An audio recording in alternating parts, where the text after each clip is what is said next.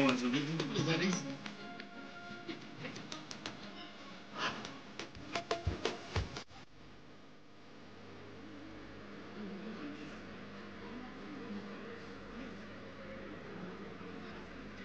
Mheshimiwa Dr. Samia Suluhu Hassan, Rais wa Jamhuri ya Muungano wa Tanzania, viongozi wote mlioko hapa, ndugu wanahabari, kwanza kabisa nitumie fursa hii kuwapongeza sana ninyi nyote ambao mmepata nafasi ya kuzawadiwa tuzo hizi ambazo zimepewa jina la heshima kabisa, jina la Rais wa Jamhuri ya Muungano wa Tanzania.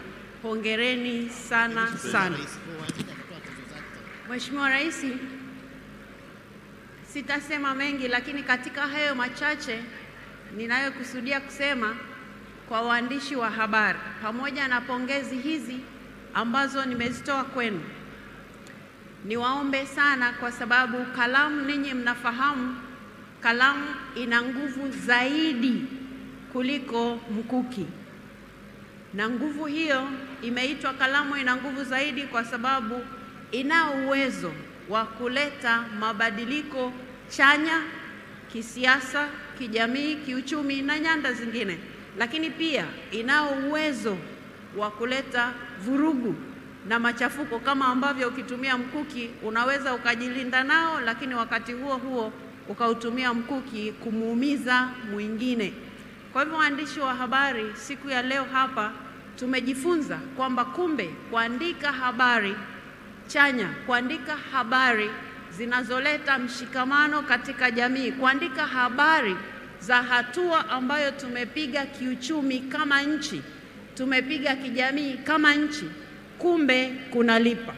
Sasa mimi ninakupongeza sana Mheshimiwa Rais kwamba umewapa fursa TCRA, umewapa fursa TAMWA ya kutumia jina lako ili Watanzania wafahamu kwamba wako waandishi wa habari ambao wanaweza kufanya vizuri, sio tu kwenye tasnia ya kuandika kuhusu vichekesho, hapana, lakini kuandika kuhusu kazi nzuri inayofanywa na serikali yako ya awamu ya 6, Mheshimiwa Rais.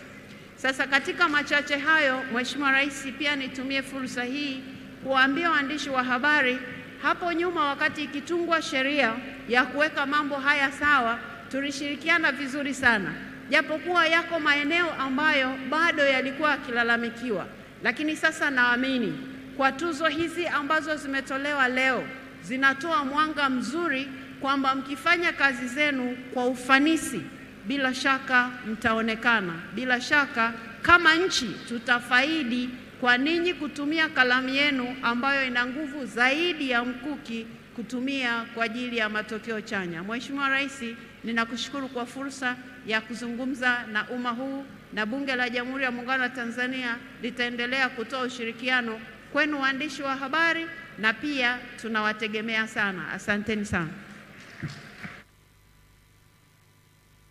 Naomba tuongeze tena